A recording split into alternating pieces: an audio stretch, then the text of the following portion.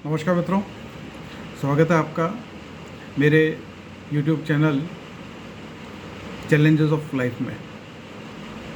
मित्रों, अभी 3-4 दिन पहले कोटा में एक 16 वर्ष की छात्रा ने आत्महत्या कर ली।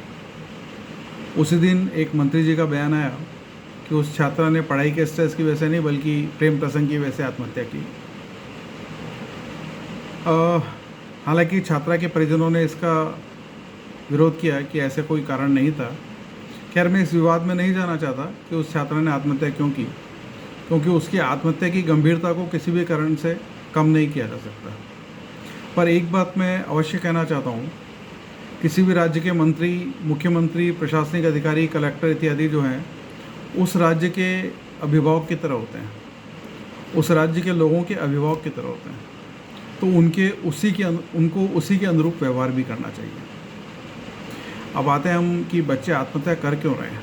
इस साल अकेले कोटा में ये 25वीं घटना है, यानी 25 घरों के चिराग बुझ गए। 25 परिवार जिस आशा के साथ जी रहे थे, जिस आशा के साथ सपना देख रहे थे, वो सारे सपने टूट गए। बच्चे जो आते हैं दूसरी जगह पढ़ने के लिए, उनकी आत्महत्या का एक कारण ये भी हो सकता है कि वो पढ़ाई शायद प्रॉपर तरीके से नहीं कर पा रहे हैं या पढ़ाई में पिछड़ रहे हैं। दूसरा कारण ये भी हो सकता है कि वो घर से दूर रहते हैं, तो शायद वो पहली बार अगर उसको उस चीज़ को महसूस कर रहे हैं तो अकेलापन और वो एकाकीपन शायद वो बर्दाश्त नहीं कर पाते हैं। तो किसी भी तरह का तनाव हो, पेरेंट्स को, कोचिंग इंस्टीट्यूट के जो लोग हैं उनको और आसपास के लोगों को भी इस चीज़ का ध्यान रखना चाहिए कि कोई भी परिचित, कोई भी बालक, कोई भी बालिका या आपको इस तरह से अगर लगे कि उदास है, गुमसुम है, गुपचुप है, तो उस पर ध्यान देना चाहिए, उसको समय देना चाहिए और उसको अच्छी बातों की तरफ प्रेरित करना चाहिए। अगर ज़रूरी लगे तो मनोचिकित्सक को भी दिखाना चाहिए। और बच्चों को खुद को भी अगर ऐसा लगता है कि वो थोड़ा सा अपसेट महसूस कर रहे हैं, डिप्रेशन में है, तो उनको मनोचिकित्सक के पास जाना चाहिए। मनोचिकित्सक के पास जाने का मतलब ये नहीं है कि आप पागल हैं। मनोचिकित्सक के पास अच्छे अच्छे खिलाड़ी जाते हैं। बेहतरीन खिलाड़ी जब लय में नहीं होते हैं, परफॉर्म नहीं कर पा रहे हैं, तो मनोचिकित्सक के पास जाते हैं और वापस अपने लय प्राप्त करते हैं। तो आपको भी अगर ऐसा लगता है कि मानसिक रूप से आप अच्छा महसूस नहीं कर रहे हैं, तो आपको मनोचिकित्सक की राय ज़रूर लेनी चाहिए। माँ बाप को भी ये ध्यान रखना चाहिए कि वो जिस बच्चे को बाहर भेज रहे हैं वो कभी अकेला रहा है क्या, या वो रह पाएगा क्या अकेला। और अगर वो रहने में सक्षम नहीं है तो कोशिश करें कि उसको बाहर ना भेजें, और अगर भेजना ज़रूर लगे आपको तो कोशिश करें कि उसके साथ कोई एक परिजन भी रहे, ताकि उस बच्चे को कोई एकाकीपन महसूस नहीं हो। उस बच्चे को कोई परेशानी अगर महसूस होती है, पढ़ने में पिछड़ता है या किसी भी तरह की कोई परेशानी उसको महसूस होती है, तो वो अपने परिजनों के साथ शेयर कर सकता है।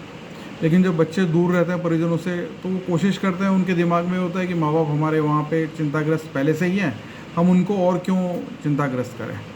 और इस तरह वो माँ बाप को पूरी बात बोल नहीं पाते हैं और अंदर ही अंदर घुटते रहते हैं और इस तरह का कदम उठा लेते हैं। ऐसा बिल्कुल ना करें। आत्महत्या किसी भी चीज़ का कोई विकल्प नहीं है। परेशानी से बचने के लिए आत्महत्या करना ये कोई कारण नहीं है। आपको कोई भी परेशानी है, उसका उपाय खोजिए। 2-3 कहानियाँ आपको बताना चाहूँगा। आपने माउंटेन मैन के बारे में सुना होगा। दशरथ माझी बिहार के एक छोटे से गांव में रहते थे और एक दिन उनकी पत्नी उनके लिए भोजन लेके जा रही थी। उनका पाँव फिसला और गिर गई और दुर्घटनाग्रस्त होकर उनकी मृत्यु हो गई। दशरथ माझी को ये जब बात इतनी खली कि उन्होंने कोशिश की कि उन्होंने दृढ़ संकल्प किया कि इस पहाड़ को काट के मैं एक सुगम रास्ता गांव वालों के लिए बना दूंगा, ताकि दोबारा कोई मृत्यु को प्राप्त नहीं हो। और 22 साल तक उन्होंने तपस्या की। एक हथौड़ा लिया और निकल गए घर से, और 22 साल तक लगातार जो है अपनी जीविका चलाने के लिए जो काम था वो भी करते रहे और ये काम भी करते रहे। 22 साल की अथक कोशिश से उन्होंने उस पहाड़ी को काट के एक सुगम रास्ता बना दिया। दूसरी जगह जहाँ जाने के लिए पहले 40 किलोमीटर का अतिरिक्त रास्ता था, वो 40 किलोमीटर की दूरी उन्होंने कम कर दी। ऐसे ही एक उदाहरण है, आपने सुना होगा forest man of India, Assam के जादव मोलाई पाएंग। 4 वर्ष की उम्र से वो जंगल उगाने में लगे हैं। 42 सालों में उन्होंने 1360 एकड़ बंजर ज़मीन को घने जंगल में बदल दिया। आप सोचिए कितना बड़ा जलवायु परिवर्तन का काम उन्होंने कर दिया। सैकड़ों हजारों पक्षियों को रहने के लिए पेड़ पौधे मिल गए, सैकड़ों जीव उस जंगल में रहने लग गए। लोमड़ी, सियार, नेवले, सांप, हिरण, दुनिया भर के जीव जंतु उस जगह रहने लग गए। तो ऐसे ढेरों उदाहरण हैं जहाँ व्यक्ति बिना किसी बाहरी मदद के और सब कुछ प्राप्त कर लेता है, बस मन में इच्छा शक्ति होनी चाहिए। तो आपको भी जब ये लगे कि आपके सामने पहाड़ जैसी मुसीबत खड़ी है, तो डरने की आवश्यकता नहीं है, घबराने की आवश्यकता भी नहीं है। हथौड़ा उठाइए और चल पड़िए उस पहाड़ को तोड़ने के लिए। आपको लगे आपके सामने वीरान रेगिस्तान है, बिल्कुल मत डरिए, बिल्कुल घबराइए मत। बीज निकालिए और चल पड़िए पौधे उगाने के लिए। जलवायु परिवर्तन करिए, अपने आसपास का वातावरण बदलिए। आपको ईश्वर ने एक विशेष चीज़ दी है, वो है विवेक। यह और किसी जीव में नहीं होता, केवल मनुष्य में होता है। विवेक का पूरा इस्तेमाल करिए। कब कहाँ कैसा हमको बर्ताव करना है, कैसा कदम उठाना है, ये सोचिए, रेस्पॉन्ड करिए।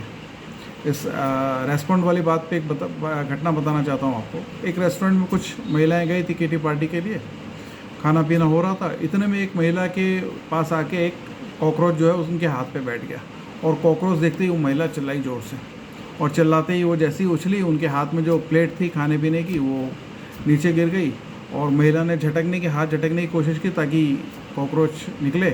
तो हाथ झटकने के चक्कर में उनका हाथ कुर्सी पे लगा, हाथ में फ्रैक्चर हो गया, और कुर्सी पे भी जो सामान पड़ा था नीचे गिर गया। वो कॉकरोच उड़ के दूसरी जगह चला गया, दूसरी महिला के पास। उस महिला ने भी उसी तरह से रिएक्ट किया। थोड़ी दूर पे एक वेटर खड़ा था, उसने वो चीज़ देखी, वो गया, और जैसे ही वो वहाँ गया, वो कॉकरोच उड़ के उस वेटर के कंधे पे बैठ गया। वेटर शांति से खड़ा रहा। उसने एक पेपर नैपकिन उठाया, कॉकरोच को दबोचा और बाहर ले जाके फेंक दिया। क्या फ़र्क था उन महिलाओं और वेटर में?